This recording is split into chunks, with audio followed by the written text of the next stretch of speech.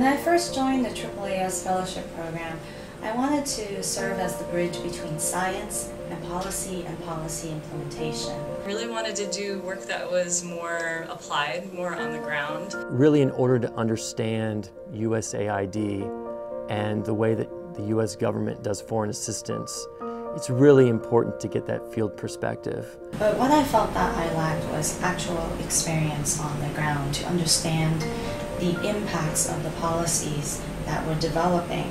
And so when this opportunity for the Overseas Fellowship opened up, I jumped on it. I come in with experience working in communities in East Africa, so I have an idea of what things are like on the ground and what some of the challenges the communities face are. You really have the space to get into the details. You learn the context of the place that you're working in to a much deeper degree. So I was actually able to use my scientific expertise in, I think, a more free and open way. My role here at the Sri Lanka Maldives mission is more the role of an in-house scientist.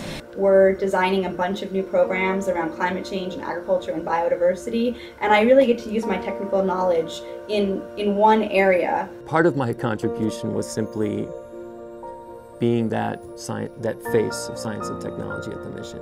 My scientific understanding coupled with my understanding of policy.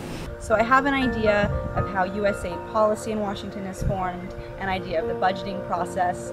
Many projects that actually had a very strong science component, and it was really, I think it was really valuable to the mission to have an advocate for those projects on the ground. It's hard to say what a typical day in the office is like because there's no typical day. We work with the U.S. Geological Survey. We're looking at data. We're really using scientific results to inform our programming. We go out of the mission and we meet with local partners, whether they're government counterparts or other donor organizations. Reviewing applications from a technical perspective, and also interacting with university representatives, scientists.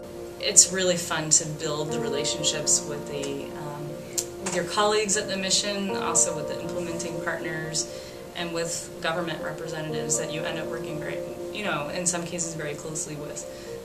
As you can see, it's quite beautiful here. I'm actually standing on my deck and you can see the view behind me. Life in the field is great. The mission provides housing and they take care of a lot of the logistics and details of living abroad. I think if you're considering working in the field, you should just simply go for it. I think spending time in the field is an invaluable experience, and I know that for me, after my time here, I'll always look back at this and draw on the experiences I've had here. If you're the type of person, if you're considering working in international development, actually living in a developing country and having those experiences on a day-to-day basis really gives you a perspective that's hard to get anywhere else.